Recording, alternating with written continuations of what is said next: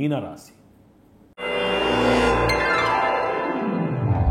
మీనరాశి యందు పూర్వాభాద్ర నక్షత్రం యొక్క 4వ పాదము, ఉత్తరాభాద్ర నక్షత్రం యొక్క 4 పాదములు, రేవతి నక్షత్రం యొక్క 4 పాదములు ఉన్నాయి.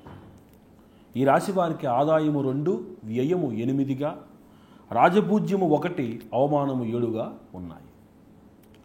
ఈ రాశి వారికి గురుడు కాస్త అనుకూలంగా ఉన్నట్లు కనపడినా తదుపరి గ్రహ సంచారం వలన కాస్త ప్రతికూలతలు ఎక్కువగా కనపడుతున్నాయి. వీటన్నింటికీ ఇందాక చెప్పినట్టు మళ్ళీ మీ మాటే కారణము.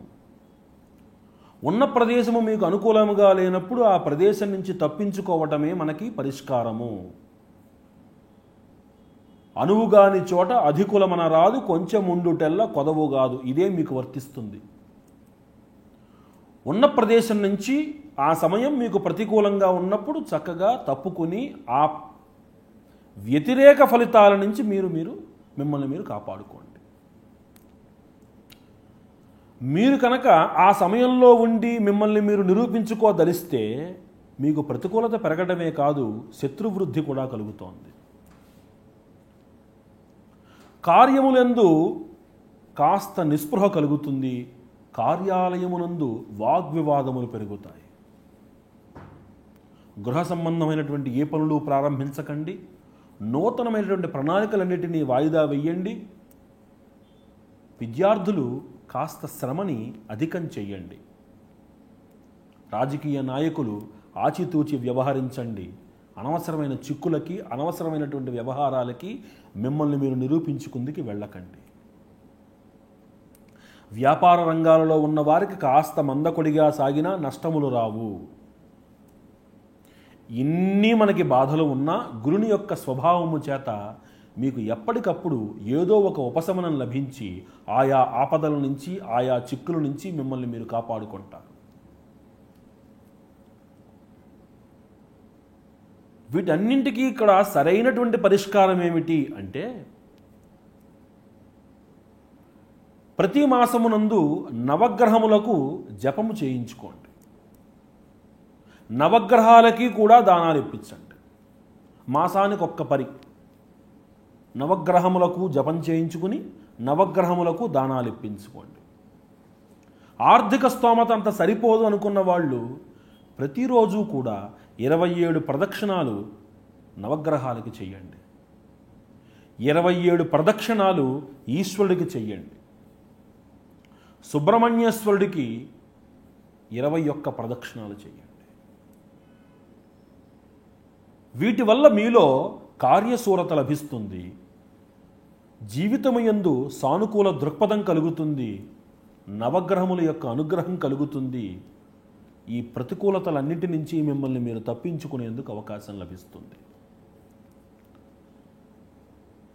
కనీసం 3 నెలలకు ఒకసారైనా నవగ్రహాలకి దానం ఇవ్వడం, జపం చేయించుకోవడం చెప్పదగినటువంటి సూచన. బొట్టు లేకుండా బయటికి రాకండి. అమ్మవారిని ఆరాధించండి. మాట తక్కువగా మాట్లాడి మనది కానటువంటి ప్రదేశం నుంచి బయటకు వచ్చి మీ గౌరవాన్ని నిలబెట్టుకోవడంతో పాటు అనవసరమైనటువంటి చీకాకుల నుంచి మిమ్మల్ని, మీ కుటుంబం యొక్క ఆనందాన్ని కాపాడుకోండి. నవగ్రహ ఆరాధన, ఈశ్వరారాధన, సుబ్రహ్మణ్య ఆరాధన వల్ల చేపట్టిన పనులు ముందు కాస్త ఆలస్యమైనా దిగ్విజయాన్ని పొందగలుగుతారు. నవగ్రహముల యొక్క అనుకూలత లభించి అంతవరకు ఉన్నటువంటి చీకాకులన్నీ కూడా నశించిపోతాయి. ఆ విధంగా ఈ మన్మథనామ సంవత్సరం మీ అందరికీ కూడా అనుకూలంగా ఉండేందుకు దోహదపడుతుంది. ఈ విధంగా నా విజ్ఞానము, నా గురుదేవుల ఆశీర్వచనం మేరకు, నాకున్న పరిజ్ఞానం మేరకు 12 రాశుల వారికి స్థూలముగా జాతక పరిశీలనాంశాలు, గ్రహస్థితుల యొక్క పరిశీలనాంశాలను, వాటికి చేసుకోవలసినటువంటి పరిహారాలను చెప్పడం జరిగింది. మీరందరూ కూడా చక్కగా ఈ పరిహారాలన్నీ భక్తి శ్రద్ధలతో ఆచరించి భగవదారాధనతోటి శనేశ్వరుడితో కూడినటువంటి నవగ్రహాల యొక్క అనుకూలతను పొంది మీ కుటుంబ, వ్యావహారిక, మీ కార్యాలయ జీవనమంతా కూడా సుఖవంతంగా సాగి జీవితంలో మీరు ఉన్నత స్థితులకు చేరుకోవాలని మనస్ఫూర్తిగా కోరుకుంటున్నాను. ఈ మన్మథనామ సంవత్సరము నందు మరొక్క విశేషం, ఎప్పుడో కానీ రానటువంటి మహోదయ పుణ్యకాలం ఈ మన్మథనామ సంవత్సరమునందు మనకు లభిస్తున్నది. మహోదయ పుణ్యకాలం అంటే కొన్ని గణాల యొక్క కలయిక, గణాంకాల యొక్క కలయిక.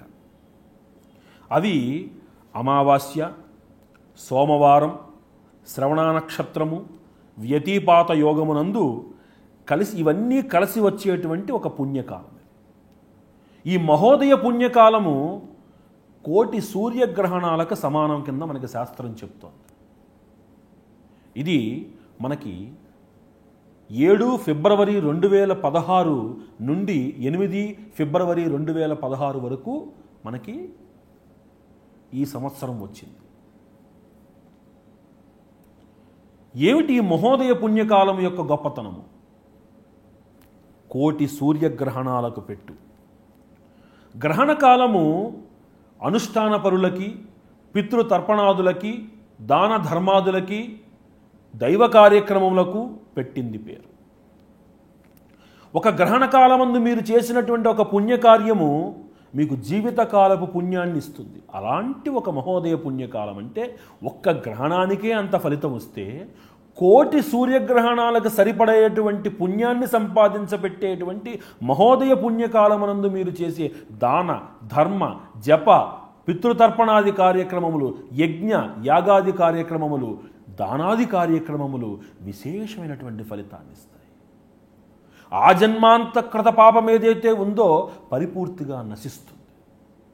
ఆనాడు బ్రాహ్మణుని గౌరవించటం, ఆ బ్రాహ్మణులకి అన్నదానం చేసుకోవటం, మీ పాపాలు ప్రక్షాళన చేసేందుకు వారికి దానాలు ఇవ్వటం, యజ్ఞ యాగాది క్రతువులు నిర్వహించటం వల్ల సస్యశ్యామలమై మీ జీవితం అంతా కూడా ఆనందదాయకంగా ఉంటుంది.